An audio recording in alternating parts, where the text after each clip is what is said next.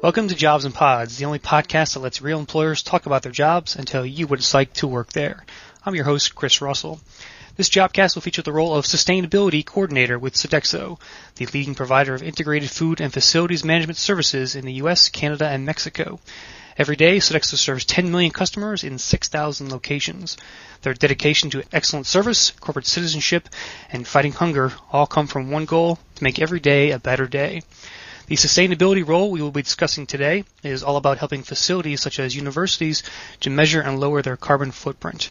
Joining us now to talk about this green job is Christian Ryan Downing, Sustainability Coordinator at Western Kentucky University, and Al Allen, President, Education Facility Services at Sodexo.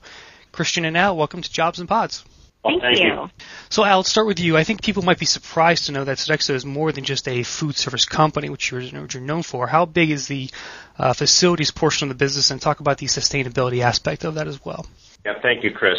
Sodexo is a $1 billion company in providing facilities management in the U.S. alone. We provide facility services for colleges, university, public school districts, hospitals, senior services areas where people live as they age, corporations, and government facilities. We are part of a very dynamic company in the U.S., $7 billion in revenues just in North America. So we have a significant footprint in terms of numbers of people that we work with and the influence we can have, the effect we can have in reducing CO2 emissions. An initiative was taken about 2 years ago, June of 2007, referred to as the American College and University President's Climate Commitment. 600 presidents have signed that as of today, where they have committed to taking steps to reduce their CO2 emissions, carbon dioxide emissions, and reducing what we refer to as their carbon footprint. So we're in a very fortunate position to be able to use our talents, our skills, our relationships to help our clients move forward. Excellent. Now, Christian, tell us more about what you do in your role as Sustainability Coordinator. Well, as a university sustainability coordinator, I'm working with all campus departments and divisions. I'm working with faculty, staff, students, people all across campus to try to reduce the campus carbon footprint and basically just improve our level of sustainability. And so this can be anything from developing a responsible purchasing policy to working with students that want to learn the skill of determining greenhouse gas emissions from different sources. We're launching a huge energy conservation campaign. I work with the energy management team, and we're trying to encourage a car-free, carefree campaign on our campus where we're in a rural area, and so we have lots of commuters to our campus, and so we're trying to encourage a ride-sharing program. And so, a day in the life of a sustainability coordinator can be, working on any of these different initiatives with any different campus stakeholder. Right. Can you give us more specific examples in terms of how you're helping WKU to lower their footprint? Absolutely. Right now, energy conservation is a big one for us.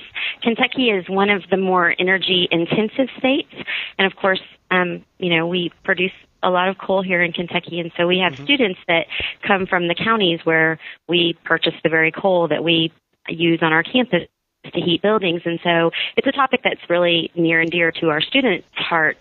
And so one of the biggest things that I do is just educate our students on how we can be more conservation-minded. We know that we have a huge potential for energy savings just through conservation measures like turning off computers at night and the really small things, turning off office equipment, turning off lights, those sorts of things. And so one of the things that we did recently was execute a plan for a hard shutdown over our holiday break.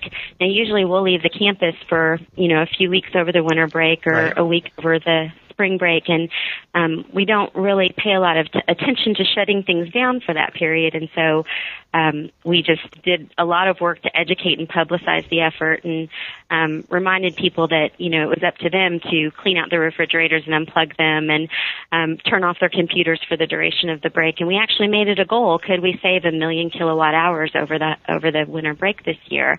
And we established a website where we could track our savings. We got such great feedback from students, faculty, and staff on that. That is really cool. So tell me, how does one become a sustainability coordinator? What is the career path that you took to get here? Well, I think first and foremost, you just have to work doggedly and feel really very passionate about the subject. I am a Western Kentucky University alum, and I completed my Master's of Science here through the biology department. But as a student, I helped to create the first student organization for greening our campus, which is Green Toppers for campus sustainability. And for my master's thesis, I decided I really wanted to learn about the sustainability of my university, and so I completed a sustainability assessment. I completed a greenhouse gas emissions inventory just for energy use on our campus, and I worked as an intern on the recycling crew and, learned all about how much waste we actually recycle and how much we don't, and just got really interested in the operations of my campus. And so when I graduated, the position was created, and I was chosen to fill it. You mentioned passion as one of the sort of traits you need to have for this. What are the skills that you need to have in order to be successful in this kind of role? One thing that I've learned is that, it's really important to bring all stakeholders to the table, and everybody has to play their part. And that's kind of why this can be a very community-oriented campaign for people to rally around. To make your campus more sustainable is something that everyone can take ownership of and get involved in, but you have to bring those people to the table and be willing to be open to listen to their ideas. And also, people offer a lot of challenges and barriers, and so you also have to be willing to listen to different points of view. So diplomacy and openness and willingness to listen is extremely important for somebody in my position. Is there any particular sort of degree they should go for? People have degrees in everything from engineering to architecture and, of course, also science. But I think that you can't fully appreciate, to be a good sustainability professional, you have to have a good grasp of systems thinking. And I think that a background in ecology has really helped me. So, Al, where is Sodexo currently hiring for these kind of positions across the country? Our colleges are across the U.S., the Northeast, Mid-Atlantic, Southeast, Midwest, and certainly the West Coast.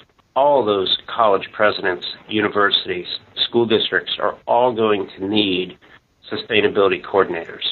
I was at a presentation in the Midwest last week where one of the positions they're asking us to provide is a sustainability coordinator. Mm-hmm.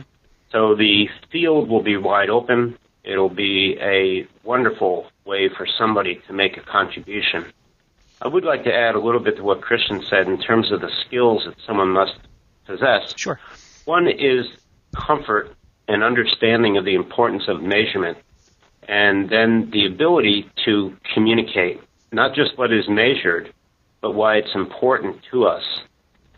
This area can have different points of view, and certainly we welcome that, we understand it, and we expect it. But the ability to help people understand what the issues are, and then to build a consensus that this is important to all of us, not just the generation we have today, but for tomorrow's generation. In fact, what Dr. Tony Corsese has told me is that this is not just about the environment, but rather the ability for us to sustain our environment and our economics as we go forward. So Christian talked earlier about the ability to see the big picture, and I couldn't agree more. Excellent. So Christian, our last question is for you. What advice would you give to someone who wants to enter this field? I would definitely say to go for it. It's just the most rewarding job that I could possibly imagine. I can't imagine myself doing anything different, and I think that there are plenty of people, especially college-age people, that feel the same way I do. It's forefront in their mind. It's very important to them. They want to change the world. Right. And, we have the power to do that. But more than anything, I would just say, pursue it. Well, that will do for this edition of Jobs and Pods. Al and Christian, thank you very much for joining us today. Thank you. And to apply for other sustainability jobs with Sodexo, please visit sodexousa.com. We'll also place a link to their career page from the Jobs and Pods site under this podcast. For more Jobcasts like this, visit jobsandpods.com, and don't forget you can subscribe to our Jobcast on iTunes. Just do a keyword search for Jobs and Pods. Thanks for listening.